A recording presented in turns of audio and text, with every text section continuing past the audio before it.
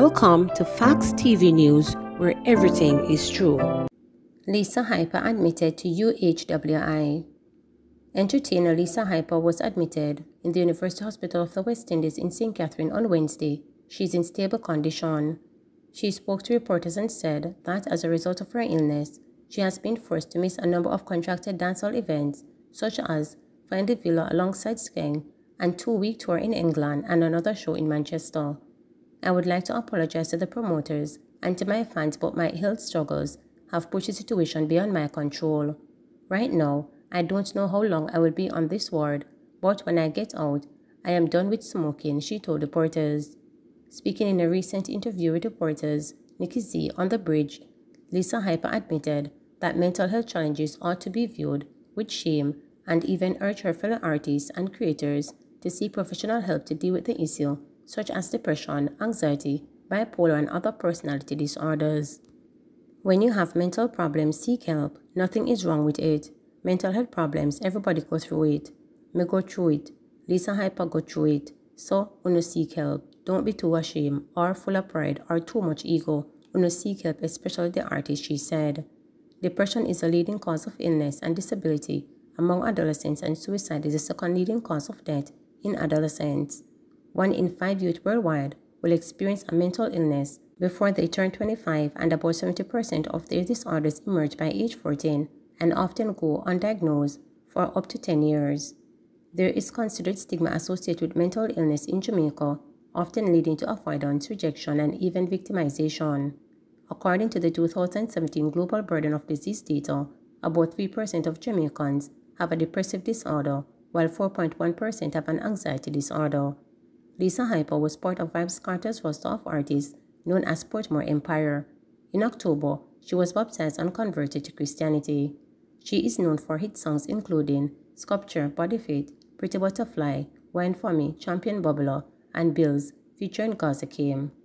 Commissioner of Police Major General Anthony Anderson making his presentation at the recent health conference. Since the beginning of this year, the country has recorded a daily average of 4 murders. This peaked in September, where the daily average reached nearly 5 murders. September and October recorded increases as high as 8% when compared to 2021.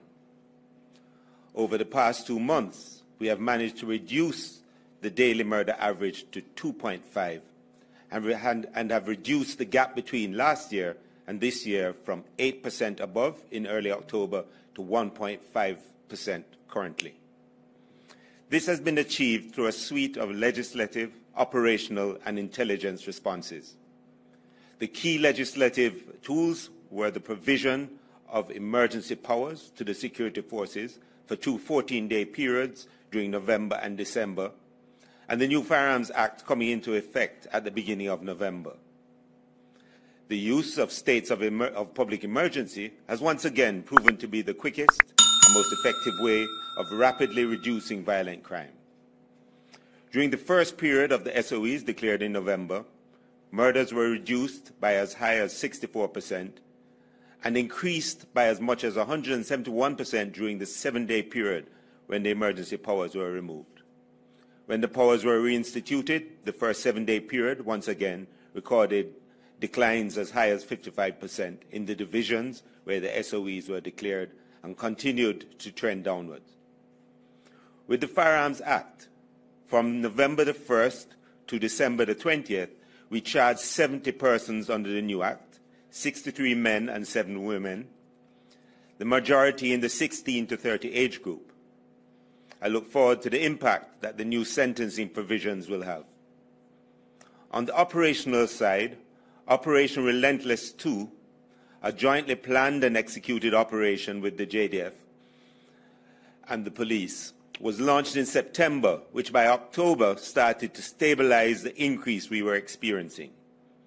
With the provisions under the Emergency Powers Act, the operation became that much more effective, resulting in immediate reductions. The police divisional crime response plans were reviewed and adjusted where required, and key divisions benefited from additional resources. Our aggressive recruiting and training process allowed us to graduate over 600 new officers over this last quarter. We were also able to assign additional mobility assets, including quick response bikes, to key areas. Our intelligence capability has allowed us to interrupt literally hundreds of murders and has led to increased confrontations with gunmen.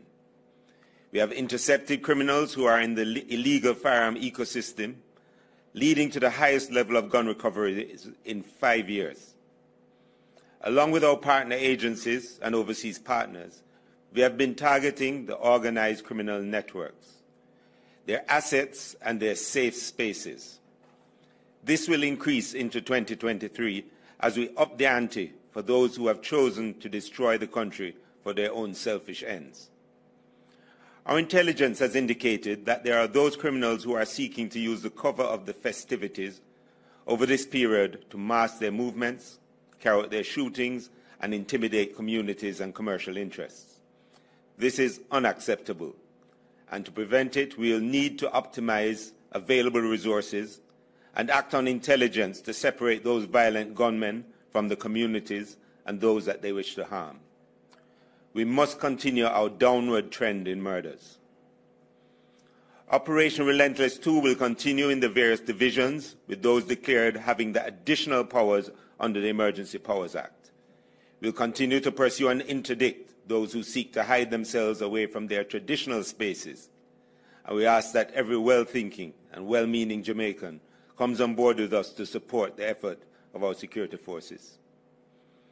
As we close this year and move into the new year, it is critical that we sustain the downward trend, using all the tools that we know are effective in curbing the violence we continue to see. Therefore, in consultation with the CDS, we requested the use of emergency powers under a limited state of public emergency in the divisions that were previously mentioned and parishes. The addition of St. Andrew North will now bring all divisions in the corporate area under an SOE, allowing for greater coordination of assets as the violence producers are targeted, particularly in volatile spaces and at the divisional borders. Intelligence is indicating the movement of gangsters and illegal guns through and in the St. Andrew North Division, as well as attempts by migrant criminals to align and establish themselves in some hotspots in the division. This cannot be left unaddressed if we are to continue to reap the successes that we have been seeing, particularly across Kingston and St. Andrew. As we prepare for the end of the year and the many events and commercial activities that are a feature of the period, I ask the public to continue to obey the rules and laws associated with public order, loud noise, and traversing the roadways. They are there for your safety, and whereas we are out in our numbers for this period, it is not possible to be everywhere. We ask you to take responsibility for your personal safety on the roads and at these events, while we maintain the operational activities associated with targeting of violence producers and criminal gangs, as well as violence reduction in hotspots. We'll continue to forge ahead relentlessly against gangs and gunmen. We'll continue to reduce opportunities for guns to be trafficked and used to kill people, as we seize illegal guns and prosecute under the new Firearms Act. To get the results we have gotten in this last quarter, it has taken significant sacrifice and effort by my police officers, the JDF, and other partners. We have been pushing relentlessly throughout the last quarter of the year, and I'll use this platform to thank all of my members and those members of the JDF and other partners that have supported us for their unwavering commitment to the safety of the people of Jamaica, and their steadfastness and persistence under difficult circumstances. I've interacted with many of them during my visits over the last couple of weeks, and their passion to serve has never been more evident. Let me reassure the public that as we disrupt the activities of criminals and gangsters, we will try to minimize disruptions for persons going about their normal and lawful activities, as we collectively respond to the violence in these areas so declared. Please remember to subscribe, like, share, and click the notification